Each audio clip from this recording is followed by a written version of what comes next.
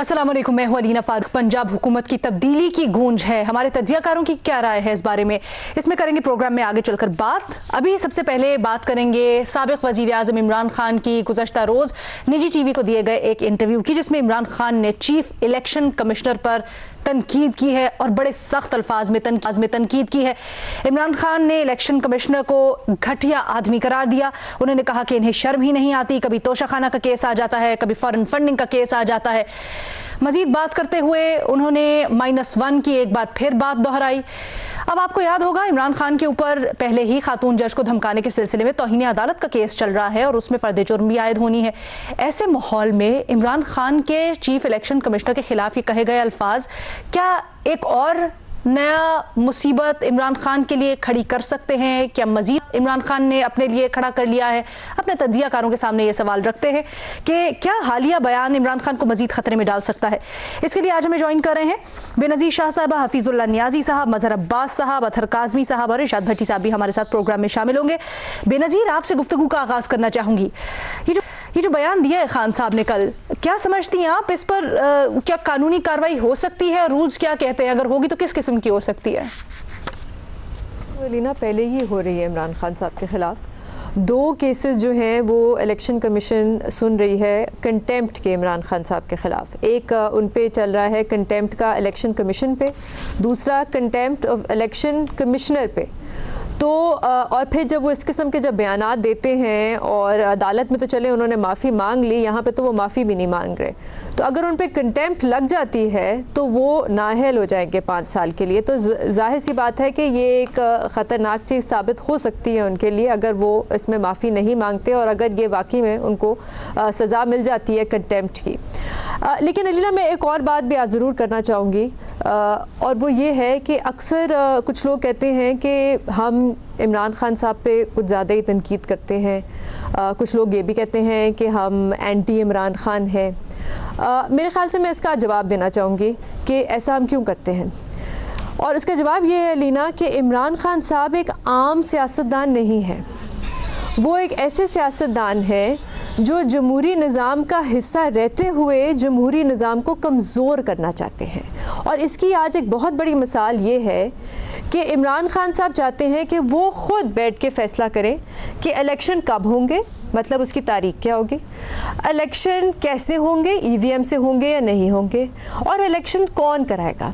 जब एक शख्स ये चाहता हो कि वो मुल्क के सारे अहम फ़ैसले ख़ुद अकेला बैठ के करे, तो आप मुझे ख़ुद बताएं कि क्या इसको जमहूरी सोच कहते हैं? आपके मुल्क में पहले ही जमहूरियत का जो निज़ाम है वो इतना कमज़ोर है और कुछ कुव्वतें ऐसी हैं जो उसको चलने ही नहीं देती, उसे और कमज़ोर करती हैं। इतना कमज़ोर है कि जब इलेक्शंस होते हैं तो मुश्किलों से 50% वोटर टर्नआउट होता है। अभी भी आपके मुल्क में ऐसे लोग हैं जो समझते हैं कि इलेक्शन नहीं सिलेक्शन होती है इस मुल्क में। तो इन हालात में आपको क्या करना चाहिए? आप निज़ाम को मजबूत करने के बजाय उसको और कमज़ोर करें। देखें, अगर इमरान खान साहब कहते हैं कि चीफ इलेक्शन कमिश्नर बायस्ड है, वो रिगिंग में मुलव्वस हैं, वो मरियम नवाज से डायरेक्शंस लेते हैं, तो अगर वो कल हमें सबूत ला के दिखा दें और साबित कर दें कि ऐसा होता है तो हम भी कहेंगे हाँ ठीक है, इस चीफ इलेक्शन कमिश्नर को इस्तीफ़ा देना चाहिए। लेकिन आप इल्ज़ाम पे इल्ज़ाम लगा रहे हैं और आप उसका कोई सबूत नहीं दे रहे, तो आप मुझे खुद बताएं कि इससे जमहूरी निज़ाम मजबूत होता है या कमज़ोर होता है। एक आखिरी चीज़ मैं ज़रूर कहना चाहूँगी, जो बाइडन ने अभी कुछ 1-2 महीने पहले एक वो तकरीर कर रहे थे, उसमें उन्होंने वो ट्रंप की बात कर रहे थे, लेकिन उन्होंने एक जुमला बोला जो मेरे ख्याल से इमरान खान साहब के बारे में भी कहा जा सकता है। उसमें उन्होंने कहा कि एक मुल्क में जमहूरी निज़ाम चल ही नहीं सकता अगर कुछ लोग ये समझते हैं कि इलेक्शन के सिर्फ 2 नताइज होंगे, कि या तो आप इलेक्शन जीते या अगर आप इलेक्शन नहीं जीते तो इसका मतलब आपसे इलेक्शन छीने गए हैं। जब आप कुछ लोग एक मुल्क में हार मानने के लिए तैयार ही ना हो तो वो वहाँ उस मुल्क में जमहूरी निज़ाम आगे बढ़ ही नहीं सकता। ओके, अतहर काज़मी साहब, आप कहिएगा, एक तो खान साहब के ऊपर जब तौहीन अदालत के केस पहले ही चल रहे हैं, फिर जिस तरह अभी बेनज़ीर बता रही हैं इलेक्शन कमिश्नर से मुतल्लिक भी मिसकॉन्डक्ट के केसेस चल रहे हैं, उसके ऊपर बड़ा अहम होता है कि देखा जाता है कि जो एलिजिड कंटेम्नर है उसका कॉन्डक्ट कैसा है, उसमें क्या ये एक और खान साहब ने अपने लिए मुसीबत नहीं खड़ी कर ली? दूसरी ये बड़ी अहम बात है बेनज़ीर की, जब वो कहते हैं कि खान साहब इल्ज़ाम लगाते रहते हैं लेकिन सबूत नहीं देते। जी देखिए, बड़ा इंपॉर्टेंट उन्होंने नुक्ता उठाया है कि जमहूरियत ऐसे मजबूत नहीं होती। अब ये तोशाखाना का केस भी चल रहा है इसी इलेक्शन कमीशन में, और ये जो हुकूमत इस वक्त बैठी हुई है जो जमहूरियत को मजबूत करना चाहती है, आज उसको इंफॉर्मेशन कमीशन ऑफ पाकिस्तान ने शो कॉज नोटिस जारी किया है, क्योंकि उन्होंने फैसला दिया था कि तोशाखाना की सारी डिटेल्स आवाम के सामने रखें। 1947 से सदूर और जो वजीर आजम गुजरे उनको क्या तोहफे मिले, वो ये हुकूमत सामने नहीं रख रही। इमरान खान का सुबह से शाम तक तोशाखाना। जमहूरियत जनाब, इलेक्शन मांगने से तो जमहूरियत कमजोर होती है, जमहूरियत मजबूत होती है सिंध हाउस से। जमहूरियत मजबूत होती है कि सैलाब के दौरान जो पंजाब में हुकूमत गिराने की कोशिश हो रही है उससे जमहूरियत मजबूत होती है। जो इस हुकूमत का अपना रवैया है, क्या इस वक्त इस मुल्क के अंदर जमहूरियत नाम की कोई चीज है कि आज आपकी कैपिटल टेरिटरी की जो पुलिस है वो ट्विटर के ऊपर अनाउंस करती है कि हमने वो ड्रोन्स खरीद लिए जो अवाम के ऊपर आंसू गैस के गोले बरसाएंगे फजा से। ये वो ऐलान करते हैं और कौम को खुशखबरी सुनाते हैं। क्या किसी जमहूरी मुआशरे में ऐसा हो सकता है? ये वो ड्रोन्स हैं जो हमने इसराइल में चलते हुए देखे हैं, मस्जिद अक्सा पे ये हमने चलते हुए देखे। अब ये हमारी हुकूमत जो है, ये जमहूरी हुकूमत, ये कह रही है हमने अवाम के लिए ये खरीद ली। तो क्या इस वक्त मुल्क में जमहूरियत है? हाँ, एक शख्स जो ये कह रहा है कि फ्री एंड फेयर इलेक्शन आप करवा दें तो वो जमहूरियत का दुश्मन है। बाकी सारे जो इक़्तिदार के ऊपर काबिज हैं अवाम की विल के खिलाफ, वो सब जमहूरियत पसंद है। बाकी जहां तक ये ताल्लुक है कि इमरान खान के इस बयान से कोई फर्क पड़ेगा, कोई फर्क नहीं पड़ेगा। जिन्होंने फैसला करना है उन्होंने ऑलरेडी फैसला कर लिया इस हुकूमत ने कि इमरान खान के साथ हम मुकाबला नहीं कर सकते। इनकी टोटल जो सियासी हिकमत अमली है वो यही है जो किसी अरसे में पाकिस्तान क्रिकेट टीम की होती थी कि जनाब दुआ करते थे कि कल बारिश हो जाए, तो ये भी बस यही दुआ करते हैं और कोशिश करते हैं कि इमरान खान नाअहल हो जाए, अदरवाइज हम इससे मुकाबला नहीं कर सकते। तो ये टोटल इनकी जमहूरियत पसंदी है। चलिए, अगर मैं आपका ये आर्गुमेंट मान भी लूं तो अथर ये तो और फ्यूल देने वाली बात नहीं होगी, अगर चलिए आपकी ये थ्योरी सही भी है तो? नहीं, देखिए आप जो मर्जी कर लें, इमरान खान एक टांग पे खड़ा होगा तो वो कहेंगे दो पे क्यों नहीं खड़ा हो रहा, दो पे खड़ा होगा कहेंगे सर के ऊपर क्यों नहीं खड़ा हो रहा। अच्छा, उन्होंने जो है ना हर हालत में उनको जो है ये इतराजात इमरान खान के ऊपर आटा गूंथते हुए हिलती क्यों हो, ये वो वाले इतराजात हैं, कभी खत्म नहीं होंगे। ये बाकी जिनके बयानात आते रहे कि बेंच फिक्सिंग करता है सुप्रीम कोर्ट। बेनज़ीर, आप जवाब देना चाहेंगी? लोगों ने कहा जी, या फिर मैं देना चाहूंगी जी बेनज़ीर। सुप्रीम कोर्ट इमरान खान करता है, उससे संगीन बेंच फिक्सिंग से संगीन रुक जाए, अतर सुन लेना, जवाब सुन ले। अतर, मैंने आपका पूरा मौक़िफ़ लिया, जवाब सुन ले अतर। जी जरूर।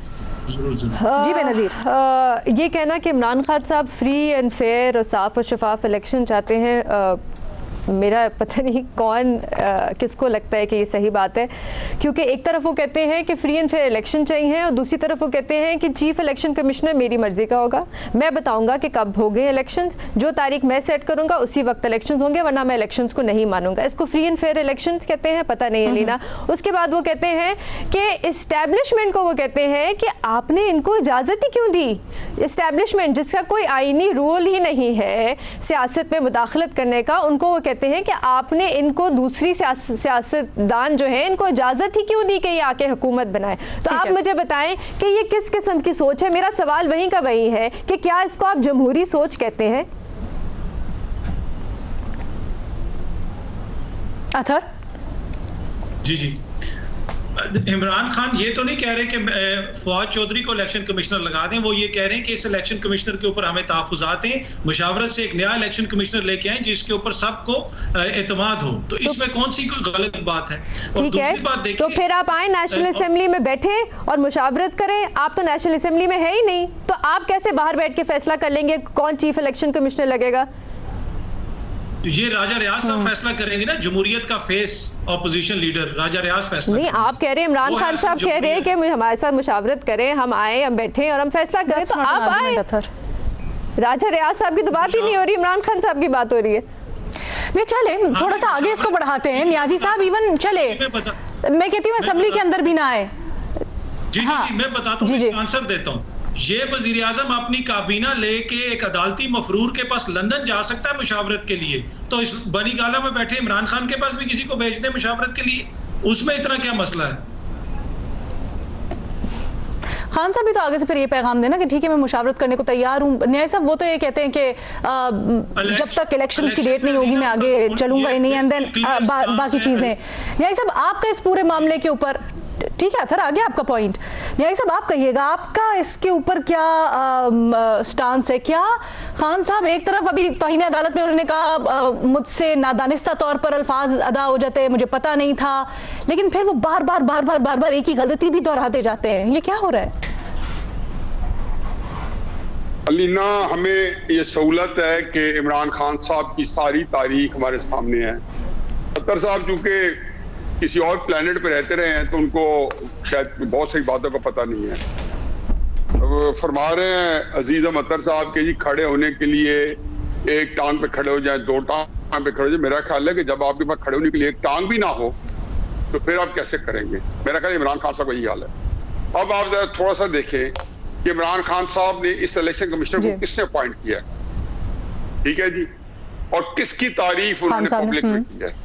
अब वो बातें दुरुस्त मान लें, अब वे कह रहे हैं जो आप कह रहे हैं ये दुरुस्त मान लूं, और फिर नया इलेक्शन कमीशन आता है मुशावरत से तो उसके बारे में अगर ये फिर कह देते हैं कि मैं नहीं मानता तो फिर क्या करें? दूसरी बात यह है कि मुझे अफसोस ये है कि 2014 के अंदर ये इलेक्शन कमीशन तो नहीं था और ये मेंबर भी नहीं थे जो आज हैं, उनको कितनी गालियां पड़ी। उसमें छोटी सी साइटेशन देता हूं। फैसल सुल्तान साहब हैं, इनके बड़े जो है चीफ एग्जीक्यूटिव शौक खानम के, वो इतने अच्छे थे और मेरिट पे थे कि उनको उन्होंने वजीर सेहत भी बनाया रखा। उनका एक सुसर था जस्टिस कियानी जो इलेक्शन कमीशन का मेंबर था, ये जब भी उठते थे उनके सामने खड़े होकर शौक खानम के फंक्शन में खड़े होकर उनको गाली देते थे। उन्होंने एक दफा कंप्लेंट की कि यार खान साहब को ख्याल रखना चाहिए कि मेरे सुसर है, मेरी बीवी के वालिद है, उनकी बेटी साथ खड़ी होती है, उनको बुरा भला कहते हैं। मैंने कहा जी इमरान खान साहब को जब अपने मफादात सामने होते हैं तो सबको भूल जाते हैं। अब केस क्या है? पहली बात जो जुबान ने इस्तेमाल किया, खुदा को है कि मुझे नहीं लगता इस बंदे के करीब से कोई तालीम गुजरी है, कुछ भी है, बेशक यही जज्बात रखे। जुबान भी कभी होती है कि आप किसी बंदे को ग्रेड 22 को सेक्रेटरी रह चुका है, रिस्पेक्टेबल आदमी है, आपके पास अल्फाज ही नहीं है, इसके मतलब इतनी जहालत है आपके अंदर कि आपके पास अल्फाज भी ये नहीं है कि आप उसके बारे में कोई उसे तनकीद करें और कोई अच्छे सेंसिबल अल्फाज इस्तेमाल करें। गालम ग्लोज तो मैं दे दूं, कोई और दे दे जिनका कोई लेवल नहीं है। एक बंदा कहता है जी मैं पति सारी दुनिया घूम के आया हूं, मैं यूरोप को जानता हूं, कभी वहां देखिए कोई जबान इस्तेमाल करके देखें, डिस्क्वालिफाइड हो जाइए। बैठे अंदर मतलब पूरे वहां पे जिंदगी गुजार रहे हैं। देखिए क्राइसिस इमरान खान का क्या है। 2014 के अंदर पार्टी फंडिंग केस हुआ। मुझे बताएं कि इमरान खान साहब की बात क्या कि क्यों नहीं हिसाब देते? ये मैं कासर हूं कि उनका प्रॉब्लम क्या है कि पार्टी फंडिंग पे हिसाब नहीं देते। फिर जब उन्होंने फैसला आया, नामा माल देखें, यकीन जाने कि हर तरह की उसे बुराई हुई है, उसमें बेनामे अकाउंट्स है, उसमें मकसूद चपरासी है, उसमें टीटी है, उसमें अरशद अकाउंटेंट है, उसमें कामरान चपरासी है या जो भी उनका टी बॉय है, उसके अंदर जो नाम है आपके सामने है, हर तरह का इसके अंदर हुआ। और फिर उसके बाद मनी लॉन्ड्रिंग हुई है बड़े पैमाने पे। फिर किसके हवाले से? आरिफ नकवी के हवाले से हुई है। ये इतना बड़ा पंडोरा बॉक्स है। इमरान खान साहब इस वक्त जो उनका वाइंड अप कीजिएगा न्याजी साहब, फेज है, मैं ये मुझे एक बात मुकम्मल करने थे, देखिए बात ऐसे अधूरी ना छोड़ने थे। ये जो नया फेज है, ये मैं हकीकत आपको हल्फन कसमत कहता हूँ, ये इलेक्शन वाला नहीं है। मैं आप अपनी जिंदगी का निचोड़ बता रहा हूँ कि इमरान खान बचाओ, इमरान खान बचाओ। ये वो फेज है जिसमें इमरान खान सिर्फ अपना तवज्जो चाहते हैं। वो जिधर से इलेक्शन कमीशन टाइट करता है, तारिक शफी साहब बड़े समझदार आदमी, बेचारे को बिजनेसमैन को आज एफआईआर कॉल किया है, सारे जा रहे हैं। इमरान खान साहब ये जो आपने बात की है इसके ऊपर मेरा ख्याल है दूसरे सवाल में जरा इन डेप्थ बात करते हैं। हाँ ठीक है, इसके ऊपर जरा जो नया फेज वाली आपने नए फेज वाली बात की है उसके ऊपर तो दूसरे सवाल में जरा इन डेप्थ डिटेल में बात करते हैं। लेकिन पहले ये जो कल अल्फाज इमरान खान साहब ने बोले इसके ऊपर दो राय सामने आ रही है। एक छोटी सी ब्रेक लेते हैं और फिर इरशाद भट्टी साहब और मजहर अब्बास साहब का मौक़िफ़ भी शामिल करेंगे। ब्रेक के बाद खुशामदीद। हम बात कर रहे हैं जो इमरान खान ने कल चीफ इलेक्शन कमिश्नर से मुतालिक अल्फाज इस्तेमाल किए हैं, क्या वो उनको खतरे में डाल सकते हैं? इरशाद भट्टी साहब, क्या राय है आपकी? बेनज़ीर कहती हैं कि बिल्कुल खतरे में डाल सकते हैं और इमरान खान साहब जमहूरी निज़ाम को उसके अंदर से ही खोखला कर रहे हैं। अतर काज़मी साहब कहते हैं कि आप अगर चेन ऑफ इवेंट्स को देखें, खासतौर पर इलेक्शन कमीशन ने जो केसेस किए हैं उनको देखने से लगता है कि खान साहब के जो तहफ़्फ़ुज़ात हैं वो दुरुस्त है। लेकिन सर फिर भी इस सब के बावजूद के जो अल्फाज या ज़बान इस्तेमाल हो रही है उसको जस्टिफाई किया जा सकता है? मैडम शेख, आपका सवाल है कि क्या हालिया बयान इन्हें ख़तरे में डाल सकता है? उससे पहले ये जो था कि आटा गूंदते हुए हिलती क्यों हो, तो भाई क्यों हिलती हो आटा गूंदते हुए? अब तो मशीनें भी आ गई हैं इतनी बड़ी अच्छी अच्छी कि जिससे आटा गूंदा जा सकता है। बहरहाल, क्या हालिया बयान इन्हें ख़तरे में डाल सकता है? नहीं डाल सकता। वजह यह है कि सुप्रीम कोर्ट में इदारों के ख़िलाफ़ बयानबाजी का केस मौजूद है, हाई कोर्ट में तौहीन अदालत है, फ़र्द जुर्म लग चुकी है और इमरान खान के 2 बयान गैर तसल्ली बख्श करार दे दिए गए हैं और उनकी तौहीन को निहाल दानियाल तलाल से बड़ी तौहीन समझा जा रहा है। और सेशन कोर्ट में दहशतगर्दी है और इस्लामाबाद हाई कोर्ट ने कहा है जाके पेश हो, यानी उन्होंने दहशतगर्दी कहा है कि इमरान खान साहब पेश हों। इलेक्शन कमीशन में तोशाखाना केस है और 2 केस वो भी हैं जिसका बेनज़ीर साहबा ने जिक्र किया, तौहीन इलेक्शन कमीशन और तौहीन इलेक्शन कमिश्नर। FIA में ममनुआ फंडिंग एक GIT भी बन चुकी है, -1 फार्मूला भी है, पार्टी तोड़ने की बातें भी है। तो अब इसके बाद क्या ख़तरा पड़ेगा उनको? मुश्किलें मुझ पर पड़ी इतनी कि आसान हो गई, अब और क्या ख़तरा होगा? दूसरी बात मैडम शेख कि वो ऐसा क्यों कर रहे हैं? ब्रेडफोर्ड यूनिवर्सिटी के 8-9 साल वाइस चांसलर रहने वाले, ऑक्सफोर्ड के पढ़े लिखे साबिक वज़ीर आज़म क्यों कर रहे हैं ऐसी बातें? एक तो उनका तर्ज़ तखातुब यही है शुरू से ही, चलो मान लेते हैं, और एक झूठे सच्चे केस भी हैं। दूसरा मुखालफिन की ज़बान भी है, फितना, फसादी, उबाश, लफंटर, नशई, यहूदी एजेंट, और सबसे बड़ी बात मरियम नवाज साहबा ने कहा कल परसों, घटिया शैतान। अब पहली मरतबा मुझे पता चला कि कोई वधिया शैतान भी होता है। अच्छा, दूसरी बात यह है कि क्यों ऐसा कर रहे हैं? सियासत नफरत और ज़ाती दुश्मनियों में बदल चुकी है। वोटर्स पोटर्स शायद यही अब सुनना चाहते हैं। तीसरी बात जो बड़ी इंपॉर्टेंट बात है मैडम शेख, वो बकौल फैसल वाडा आस्तीन के सांप हैं इमरान खान के पास, 4 का टोला है, जिसकी वजह से इमरान खान और तहरीक इंसाफ यहां तक पहुंची है। जो इमरान खान को कह रहे हैं चढ़ जा सूली राम भली करेगा, बकौल फैसल वाडा इन 4 के टोला के अपने ज़ाती मफादात हैं। ये सब इमरान खान को नायल करवा कर अपने मफादात के चक्कर में हैं। तो ये 3-4 बातें हैं जिसकी वजह से यहाँ तक सूरत हाल पहुँची हुई है। बहरहाल अफसोसनाक बयान है। बहरहाल ऐसा जब आपके करोड़ों फॉलोअर्स हों तो आपको इस ज़बान से गुरेज करना चाहिए, और उसमें जिसकी आप तारीफ़ कर चुके हैं, इसी चीफ इलेक्शन कमिश्नर की इमरान खान साहब तारीफ़ कर चुके हैं, और इन्हीं की हुकूमत मज़हर साहब भट्टी साहब समझते हैं कि इनका उन्होंने। अच्छा, एक तो मुखालिफिन वाला भट्टी साहब जो आप कह रहे थे वो मुखालिफिन के खिलाफ भी ज़बान इस्तेमाल करें ना, इदारों के और फिर इदारों के जो सरबराह होते हैं उनके खिलाफ इस तरह की ज़बान इस्तेमाल करना थोड़ा मायूब है। लेकिन फिर भी आगे बढ़ाते कॉन्वर्सेशन को, तो मज़हर साहब ये बताइएगा, जैसे भट्टी साहब कह रहे हैं कि नहीं ख़तरनाक नहीं होगा, लेकिन सर अगर कॉन्डक्ट देखा जाता है, यही ले ले चीफ इलेक्शन कमिश्नर की तौहीन या फिर इलेक्शन कमीशन की तौहीन वाले केस में, तो क्या ये चीज़ें खान साहब के लिए एडअप नहीं होंगी, उनके लिए खतरनाक नहीं हो जाएंगी? देखिए अलीना, फैसल वाडा साहब से मेरी भी बात हुई है और इससे आगे की बात की है उन्होंने ये भी, क्योंकि अब ये बात आ गई है इसलिए मैं ये बात कह रहा हूँ कि उन्होंने कहा मैंने तो 20-25 लोगों के सामने खान साहब से ये कहा था, और वहाँ वो लोग भी बैठे थे जिनके बारे में मैं ये कह रहा था, और मैंने कहा कि आपको गलत जो है मशवरे दिए जा रहे हैं, इससे आपको नुकसान होगा। आप एक ऐसी लड़ाई लड़ रहे हैं जिसमें बहुत ज़्यादा नुकसान हो सकता है। आपको ये सोचना चाहिए कि जिनसे आप लड़ाई लड़ रहे हैं, पाकिस्तान का अपना निज़ाम जो है वो जिस अंदाज का है उसमें रह के ही काम करना पड़ता है। तो मैं सिर्फ इतनी बात करूँगा, उनसे और भी बात हुई थी। लेकिन दूसरी बात यह कि इमरान खान मुसलसल चीफ इलेक्शन कमिश्नर के बारे में ये ज़बान इस्तेमाल कर रहे हैं। सवाल यह है कि सुप्रीम जुडिशल काउंसिल गए और फिर वापस आ गए, दोबारा दरख्वास्त क्यों नहीं दी? यानी ये सारे जो लेक्चर्स वो दे रहे हैं चीफ इलेक्शन कमिश्नर के, तो जो एक फोरम अवेलेबल है उस फोरम को ट्राई क्यों नहीं कर रहे इमरान खान? क्यों नहीं सबूत लेके जा रहे चीफ इलेक्शन कमिश्नर के बारे में? यानी आप तकरीर कर रहे हैं, आप उनके बारे में हर तरह के जुमले अदा कर रहे हैं, हर तरीके से ज़बान इस्तेमाल कर रहे हैं, जो फोरम अवेलेबल है उस फोरम में नहीं जा रहे। और जाके विड्रॉ कर लिया कि हम दोबारा दाखिल करेंगे, वो आज तक दाखिल नहीं हुआ दोबारा। तो इस तरह तो नहीं चलता।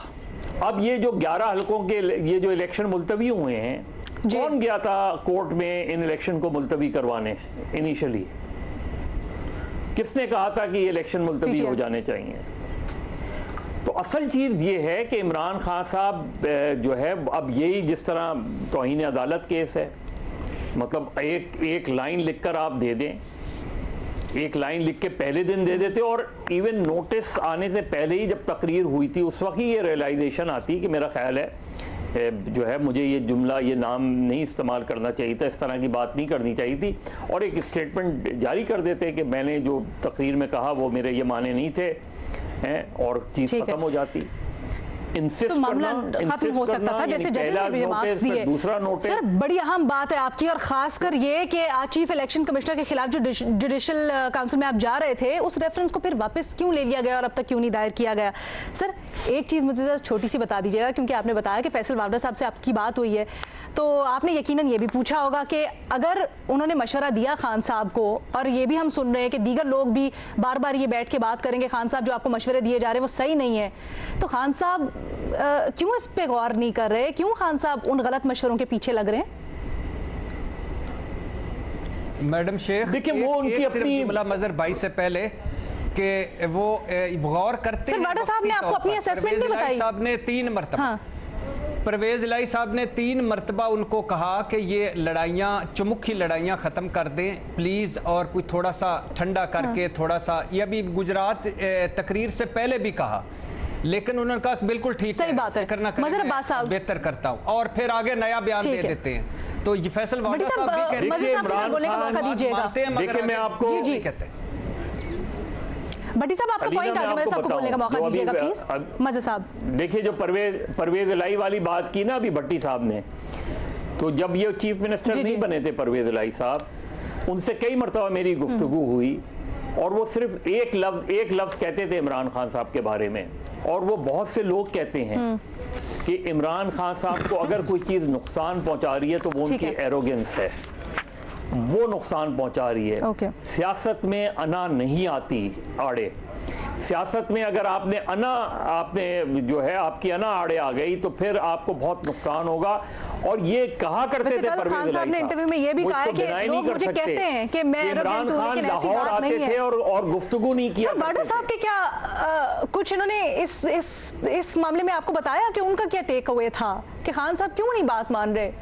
एक जमाने में बड़े क्लोज समझे जाते थे ना वाडा साहब उनके, तो खान साहब क्यों नहीं मान रहे बात? नहीं, वही देखिए ना, फैसल वाडा बहरहाल उनकी पार्टी के ही आदमी है, वो उतनी बात तो नहीं करेंगे, लेकिन वो ये कह रहे थे कि मुझे जो मशवरा देना था वो मैंने मशवरा दे दिया, बाकी खान साहब की मर्जी है, वो उसके बावजूद भी अगर उन लोगों के साथ कंफर्टेबल है तो उसने कहा मैं तो कुछ नहीं कर सकता। फिर ओके, ब्रेक पे जाने से पहले बेनज़ीर अगर मुझे मुख्तसरन बता सकें कि अगर इन रिमार्क्स के बाद ख़ास तौर पे ज़रा उस केस को तेज़ी से चलाया जाता है तौहीन अदालत वाले इलेक्शन कमिश्नर के ख़िलाफ़, तो उसमें क्या मुमकिन तौर पर सज़ा हो सकती है?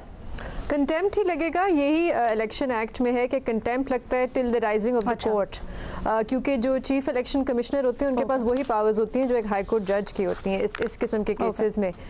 उसके बाद जब एक दफ़ा कंटेम्प्ट लग गया तो उसके बाद फिर यही होता है कि फिर आपकी डिस्क्वालिफिकेशन की तरफ जाती है। लेकिन जाहिर सी बात है इमरान खान साहब के पास अपील का हक है। सियासत में मामला बड़े मुख्तलिफ हो जाते हैं। अच्छा, वो उसमें भी यही कहते हैं, गुज़श्ता रात हम सुन रहे थे इस्लामाबाद हाई कोर्ट तौहीन अदालत केस जो चल रहा है उनके ऊपर, वो कहते हैं कि जी उनके वकील के अभी सुप्रीम कोर्ट का हमारे पास ऑप्शन मौजूद है, लेकिन पंजाब हुकूमत में भी जो साथ साथ तब्दीलियों की बाज़गश्त चल रही है इसके ऊपर ज़रा एक बात करनी है हमने, और ख़ासकर ये मौजूदा हुकूमत जो है उसके लिए किस तरह से टर्न आउट कर सकता है। एक छोटी सी ब्रेक लेंगे और फिर इसके ऊपर बात करते हैं। ब्रेक के बाद खुशामदीद। पंजाब में इन हाउस तब्दीली यानी वज़ीर आला पंजाब को हटाने की खबरें गर्म हैं। अब से कुछ दिन पहले वज़ीर दाखिला राना सनाउल्लाह भी इस तरफ इशारा कर चुके हैं और कह चुके हैं कि बस 8-9 सीटों की मार हैं वज़ीर आला पंजाब। लेकिन जहां पर बड़े कशीदा सियासी माहौल है, बड़ी और प्रॉब्लम्स हैं हुकूमती इत्तेहाद के लिए, वफाकी हुकूमत खास तौर पे, तो ये नया महाज खोलना हुकूमत के हक में है? अपने तज्जियाकारों से यही जानते हैं, और हाँ या नहीं कि ऑप्शंस उनके पास है, क्या फ़ायदा होगा या नुकसान?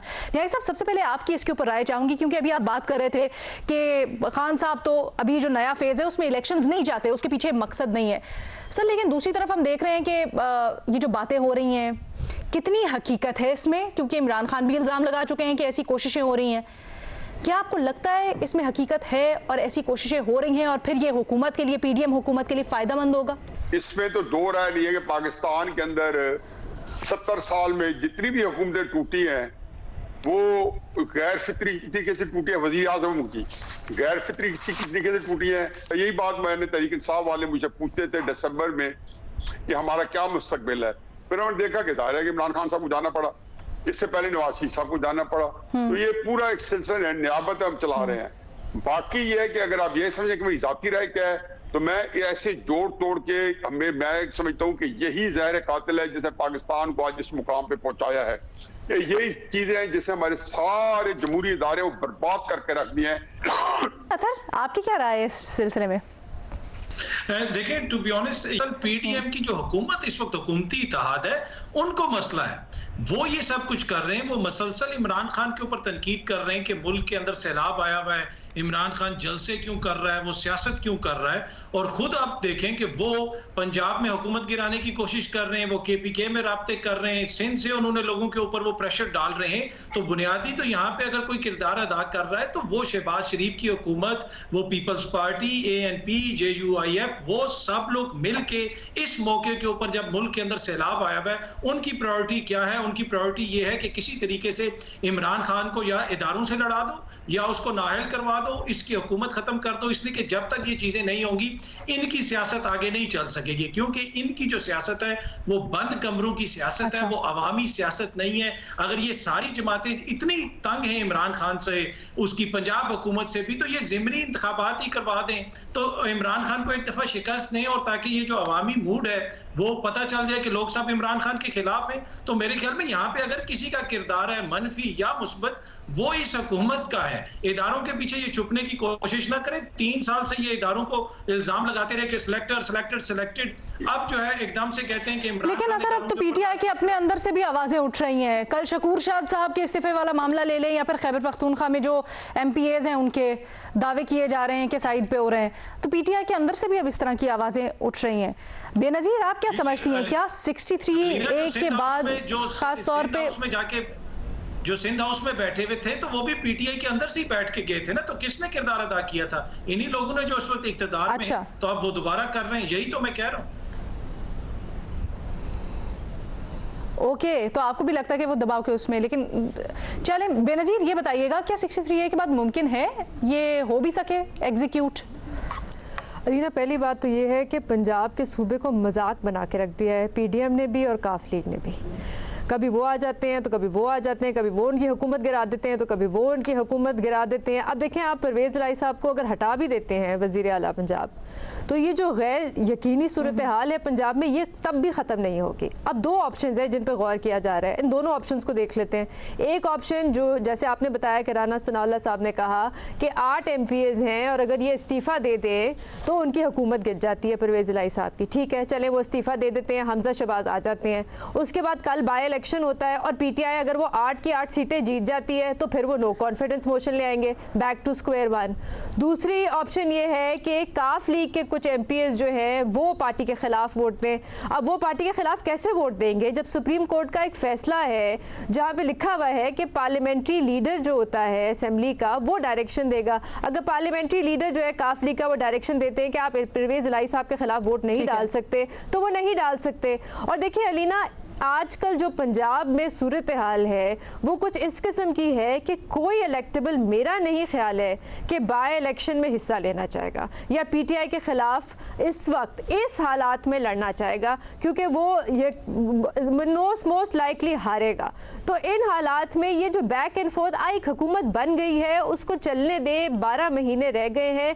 अगर मुस्लिम लीग नून की इस वक्त हुकूमत नहीं है पंजाब में तो उसके ज़िम्मेदार मुस्लिम लीग नून है, क्योंकि उन्होंने बाय इलेक्शन जो रिलीज हुए थे उनको सीरियस नहीं लिया, उन्होंने कैंपेन नहीं किया। भट्टी साहब,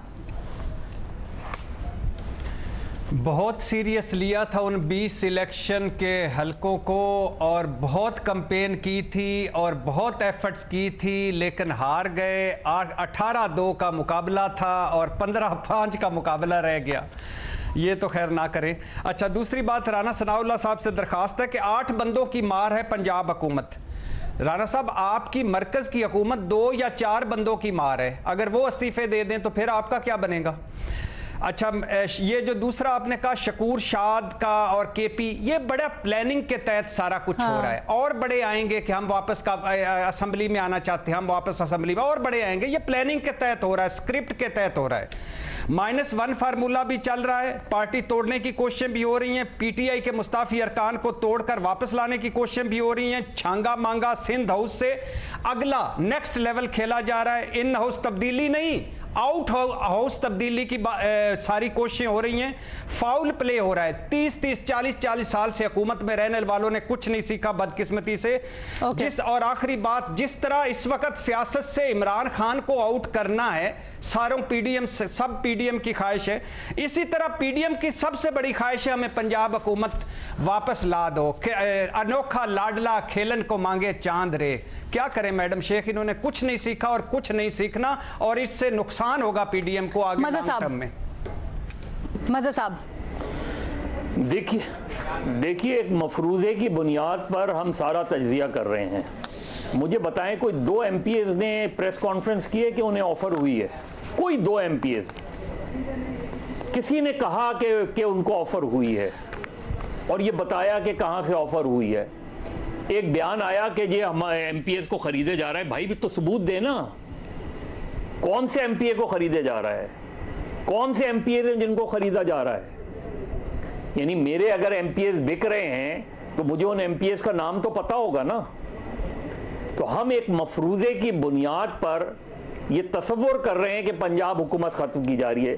दूसरी बात यह कि चौधरी परवेज इलाही और पीएमएलए क्यू के जहां से राब्ते हैं, जिन राब्तों की बुनियाद पे वो वजीर आला बने हैं, तो वो फिर अगर इमरान खान से नाराज होंगे और नाराज हैं तो वो इधर से उधर कर देंगे परवेज इलाही को। परवेज इलाही को क्यों तब्दील करेंगे? क्योंकि उनके तो राब्ते अच्छे हैं, उनके तो वो कभी इससे कोई ढकी छुपी बात भी नहीं है। तो मुझे नहीं लग रहा कि ऐसा कुछ होने जा रहा है। दूसरी बात यह कि अगर ऐसा कुछ होगा तो उसका 100% नुकसान पीडीएम को होगा, उसका 110% नुकसान मुस्लिम लीग नून को होगा। लिहाजा मुझे नहीं लग रहा ये जो एक्सरसाइज है ये कहीं भी, मुझे नहीं लगती, सोच जरूर हो रही होगी, कुछ बैठ के गुफ्तगू जरूर हो रही होगी, लेकिन अगर कोई ये कह रहा है कि कोई सीरियस एफर्ट है तो मुझे सबूत लाए, सबूत ला के दे पेश करे तो मैं उस पर तजिया करूँ ना। आप जो बात कर रहे हैं सर, आपकी बात का बिल्कुल एहतराम, लेकिन जिस तरह इंडिपेंडेंट जराए से खबरें मौसूल हो रही हैं, उसके बाद हमारे पैनल पे बैठे हुए भी जो एनालिस्ट मोतबर जराए क्या है, ये टर्म जो है खुदा के लिए अलीना ये मोतबर जराए क्या टर्म है? ये मोतबर जराए मुझे बताएं, मोतबर जराए क्या टर्म्स हैं? और उस मोतबर जराए ने नाम चल रही होती है ना एमपीएस के। भट्टी साहब, पहली बात तो ये है मैडम शेख कि मज़हर भाई ने बुजदार वाली जीत ली थी शर्त, मगर परवेज इलाही वाली हार जाएंगे। परवेज इलाही लेफ्ट राइट होने वाले इस मर्तबा नहीं हैं, पहली बात। दूसरी बात ये है कि थोड़ी देर वेट कर ले मज़हर भाई। एमपीएस भी सामने आने वाले, एमएनएस भी सामने आने वाले हैं कि क्या हुआ क्या नहीं हुआ, क्या किया जा रहा है क्या नहीं किया जा रहा, थोड़ी देर वेट कर ले। तीसरी बात यह है कि जो आप बुजदार का 5 साल वेट कर लिया यार, थोड़ा दिन बुजदार का वेट कर लिया ना मज़हर साहब, चंद सर बुजदार का वेट कर लिया ना 3.5 साल का। भट्टी साहब बोले ना तो थोड़ी दिन मैडम शेख जुमला कंप्लीट करें फिर मुझे क्लोज करने प्रोग्राम। उन साफियों को मत बुलाएं, थोड़े दिन वेट कर ले। अगर ये एमपी एमएनए सामने ना जब आएंगे तो तजिया कर लीजिएगा और मैं भी बता दूंगा। ठीक है, चलिए ठीक है, जब आएंगे तो फिर मैं भी बता दूंगा, जाहिर है जब होंगे, हो सकता है हो, जब आएंगे जब बात करेंगे ना। अभी तो हवा में है ना बातें। ठीक है मजे साहब, thank you so much. Okay, मैं कह रही हूँ ना सर, आपकी राय का एहतराम करते हैं, हम नहीं तज्जिया करना चाहते, कोई बात नहीं है, लेकिन हमारे यहाँ पर ही बैठे हुए राय में इख्तलाफ पाया जा रहा है और जो तज्जियाकार हैं उनके पास उनके जराए ये कहते हैं कि ऐसा होने वाला है। खैर, आने वाले दिनों में देखते हैं कि किस तरह से ये टर्न आउट करता है, इसके ऊपर हम नजर रखेंगे, तज्जिया तबसरा भी शामिल करेंगे। अभी दीजिए इजाजत, अल्लाह हाफिज।